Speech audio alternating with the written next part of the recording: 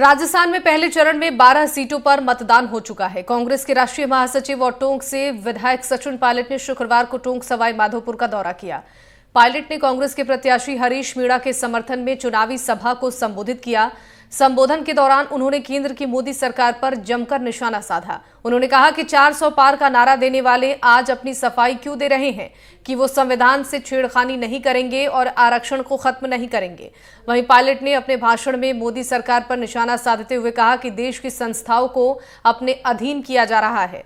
सचिन पायलट ने टोंक सवाई माधोपुर सीट पर जीत के दावे के साथ ही राजस्थान के चुनाव में 25 सीटों में बीजेपी से ज्यादा सीटें जीतने का दावा किया। देखिए हमारे एनडीटीवी संवाददाता की सचिन पायलट से खास बातचीत।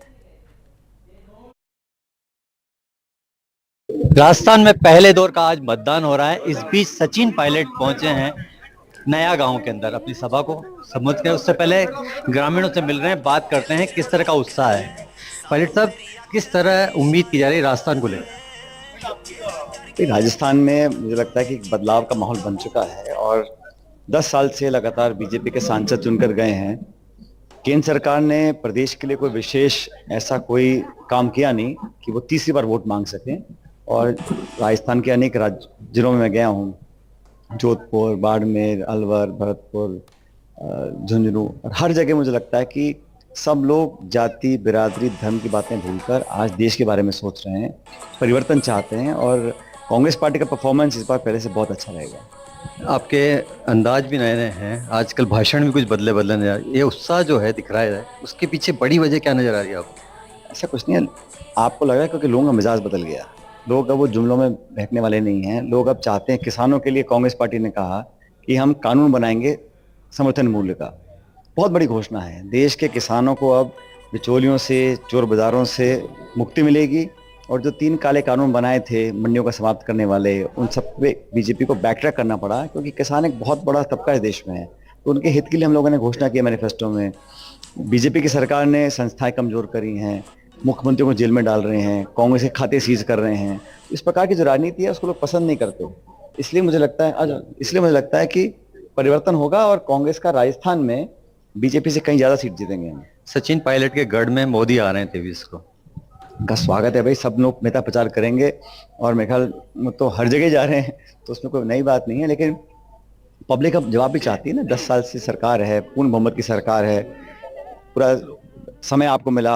अब आप बात करें 2047 की, तो इन 10 सालों की जो रिपोर्ट कार्ड है, लोग तो उसको देखेंगे ना, आपने कितना काम किया, कितना नहीं किया, कितनी महंगाई बढ़ी है, कितनी बेरोजगारी बढ़ी है। ग्रामीण क्षेत्र में लोग आज पीड़ित हैं, किसान बहुत चिंतित है भविष्य को लेकर, शिक्षित जो नौजवान हैं वो बेरोजगार हैं। तो उनका जवाब है नहीं किसी के पास, बीजेपी के पास।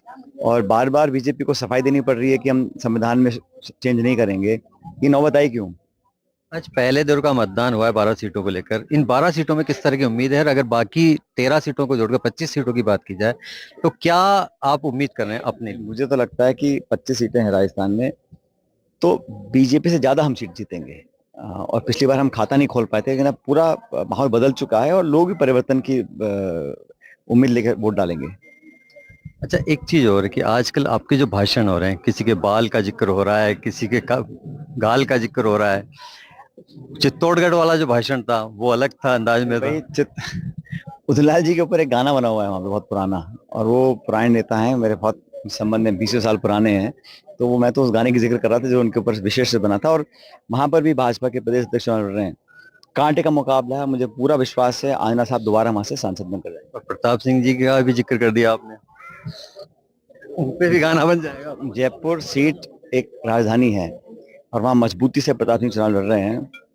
मुझे लग रहा है कि वहां पर सारे लोग, सब जो पहले कथित गुटबाजी सब खत्म हो गई है, पूरा शहर एकजुट है। और वहां पर भी जो नौजवान हैं वो प्रताप सिंह के साथ हैं। वो वहां से विधायक रह चुके हैं, मंत्री रह चुके, शहर अध्यक्ष है मेरे साथ जब मैं अध्यक्ष था।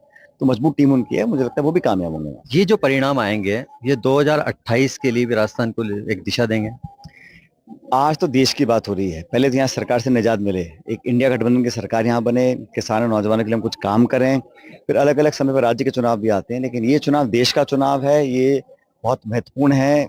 ये निर्णायक रहेगा अगले 5 साल तक हिंदुस्तान के क्या हालात रहेंगे। तो मुझे लगता है इसमें सब, चाहे दक्षिण उत्तर, हर जगह लोग एनडीए से परेशान हैं और इंडिया गठबंधन को मौका देना चाहते हैं। कितने सीटों की उम्मीद कर रहे हैं राजस्थान में? मैंने कहा ना, भाजपा से ज्यादा जीतेंगे हम। भाजपा से ज्यादा जीतेंगे।